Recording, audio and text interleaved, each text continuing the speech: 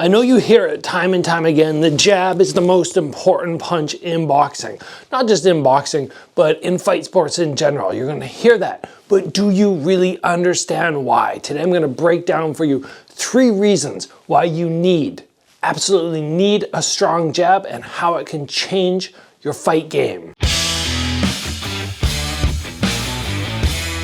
On this channel, I'm always looking to bring you information that you're not getting from your gym. Championship level stuff that only a Glory champion, a Bellator champion can actually deliver to you.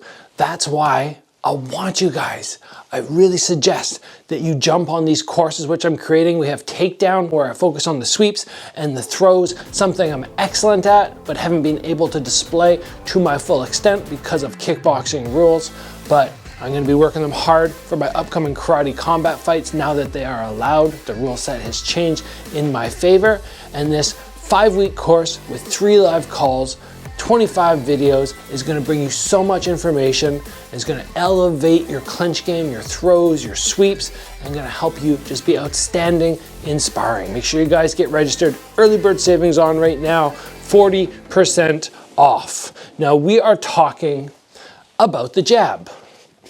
The punch in boxing that people say is the most important. And while it's not a knockout punch, it does 3 massive things, which you may not have considered yet, but absolutely need to understand. The first thing is it allows you to control distance and timing of the fight.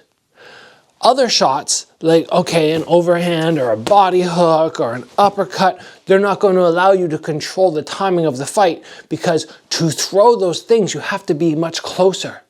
But a jab, especially when you have that mindset, oh, I don't need to land every single time. I can throw from out here, but when I do touch, I'm going to stall this guy. This is going to help you so much in bringing the timing of the fight to exactly what you want. If you want to have a fast-paced fight, you've got this in his face the whole time. If you want slightly slower, you're going to be able to pump it out occasionally. And there's just so much that can be done in terms of controlling the timing of the fight, but also the distance. The distance is, again, going to be so darn important. If I want to fight a longer fight, I need this. I need this like crazy, but if I want a tighter fight, I need a way to get in. And a jab is also a great way to fake my way in. So pumping that jab out is going to make such a difference in the timing, the control, and the distance of the fight. Next up, there's no really better setup than the jab to get combos happening. It's got to be one of the safest punches. If you think of, okay, I'm going to lead with a hook, I'm going to lead with an uppercut, I'm going to lead with the cross, these all leave me more exposed than just keeping my hands high and just sticking this jab right out as long as I keep my shoulder high and my other hand tight to my head. From there, there's really not much this guy can do to find a good opening. So again, that's my entry point. And now from there, I can start unleashing the rest of my punches. But if you're wanting to get more successful at your combos, you gotta have that jab. Probably in at least 50% of the combinations, it'll be the jab that starts it. And again, you don't always have to make contact. I could start my combo from out here, jab, and then maybe another jab that lands, and then come to the rest of my combo, or just fake from the outside, and then come to follow up with other hands. But I'm a big fan of pumping the jab once, landing the second, and then going into the additional punches. Little fake touch, and then I follow up with some hard stuff. The final reason to use the jab, and what you need to understand about it, is it's a great defensive tool. Not only in terms of the first point which we touched on, which was distance control, that's very good too. But just in terms of if every time this guy walks towards me, I take a little step back and I snap that jab, if he's overcommitting, he's getting overly aggressive, he's gonna keep walking into this defensive punch.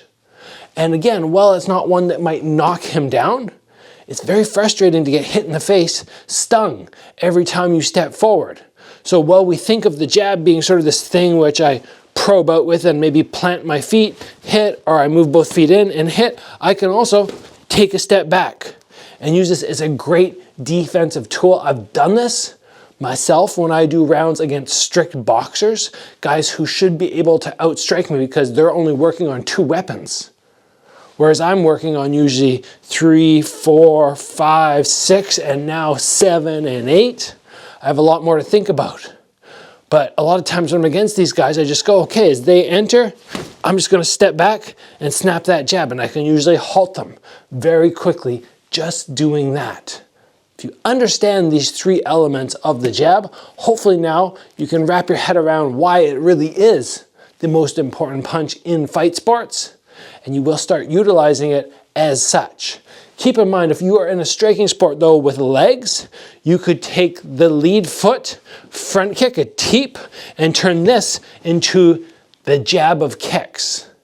And you can combo up this jab off the hands and this essentially jab off the leg and use both of them to be even more effective in all the points I already touched on in this video.